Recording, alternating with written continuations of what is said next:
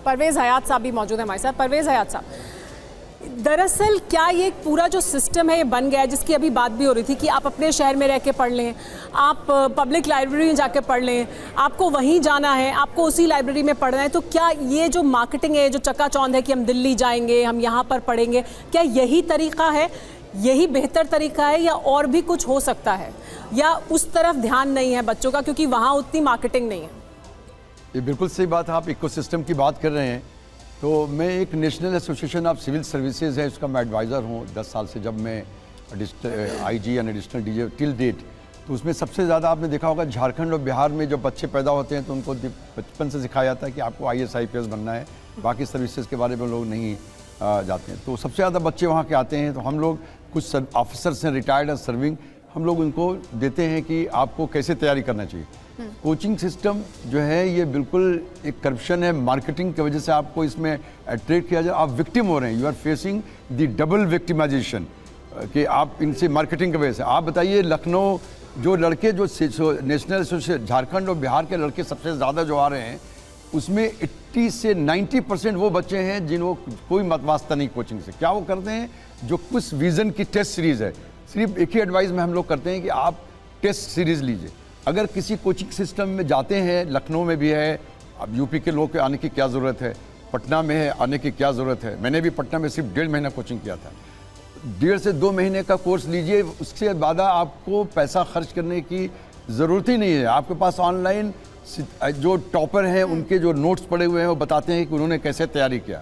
फिर जो test series है विज़न की, हम किसी एक के बारे में और भी टेस्ट सीरीज़ आ गई है, you have to choose which are the test series. जो है आपको हर टेस्ट सीरीज में जो मार्किंग देते हैं, आप देखते हैं कि उसमें रैंकिंग में आप कैसे इंप्रूव कर रहे हैं। ठीक, तो अब ऑनलाइन चीज़ अवेलेबल है, इसलिए एक ही सिस्टम में एक ही फ़ायदा है कि अगर आप किसी कोचिंग में जाते हैं तो आपको 3 लड़के नए मिलेंगे जो तैयारी कर रहे हैं, या हो सकता है कोई दूसरा अटेम्प्ट है, उनके साथ आप 2-3 के साथ एक अच्छा, चूँकि आइसोलेशन में कोई लड़का कितना भी काबिल हो आइसोलेशन में तैयारी नहीं कर सकता है, उसके लिए ज़रूरी है कि 2-3 बच्चों का एक ग्रुप हो ताकि वो दिन भर में जो आप पढ़ाई करें। आजकल तो आप ऑनलाइन भी बात कर सकते हैं वीडियो पे व्हाट्सएप से, भाई आपने इकोनॉमिक, कोई somebody is very good in economic, somebody is very good in general studies, फिर उनसे आप अपना इंफॉर्मेशन शेयरिंग करें। तो परवेज़ हयात जी, आप ये कह रहे हैं कि दूसरे तमाम विकल्प हैं, दूसरे तमाम रास्ते हैं और तैयारी के लिए, और बहुत से तरीके हैं। अब तो ऑनलाइन ऑफलाइन दोनों तरह की क्लासेस भी हैं, ये तमाम विकल्प हैं, लेकिन उसके बावजूद इतनी बड़ी संख्या में क्योंकि छात्र यहाँ आते हैं, तो फिर जाहिर सी बात है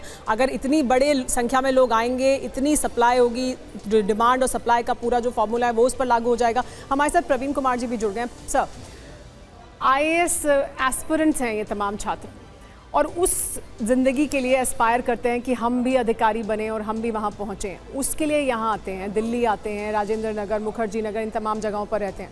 लेकिन वो सिस्टम जिसमें वो रह रहे हैं, जिस तरह की कंडीशंस में रह रहे हैं, ना तो कोई रूल्स एंड रेगुलेशंस हैं, ना कोई नॉर्म्स हैं जिनका पालन हो रहा है, क्या यही एक रास्ता है और इसको कैसे बेहतर किया जा सकता है इन छात्रों को?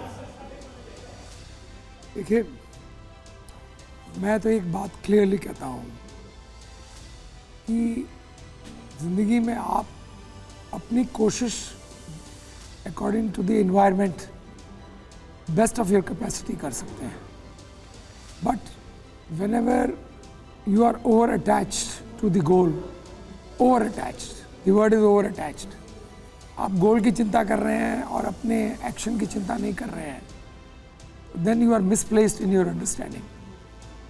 ज़िंदगी में आपके हाथ में आपकी काबिलियत के अनुसार हर एक, जैसे आप मान लीजिए यहाँ पर 100 बच्चे बैठे हैं, हर एक की माइंड की कैपेसिटी बराबर नहीं है। कोई आधा घंटा पढ़ के थक जाएगा, कोई 1 घंटा पढ़ के थक जाएगा। अंडरस्टैंडिंग, अगर 1 घंटा भी आपको सबको एक ही सब्जेक्ट पढ़ाया जाए तो आपकी अंडरस्टैंडिंग और उसकी रिप्रोडक्टिव कैपेसिटी अलग अलग होगी। It can not be uniform, this is genetically not possible. तो हमारा जीन्स और एनवायरनमेंट आपस में इंटरेक्ट करते हैं।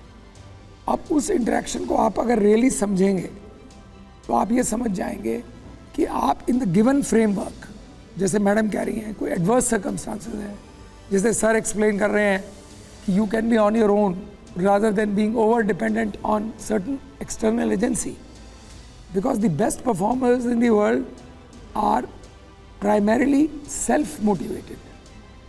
The best performers do not depend upon their external environment as much. As an average person does. तो कहने का मतलब ये है, ये तो एक कॉन्टिन्यूस स्ट्रगल है, लेकिन इसके अंदर मिसप्लेस नहीं होना चाहिए आपको अपनी अंडरस्टैंडिंग में।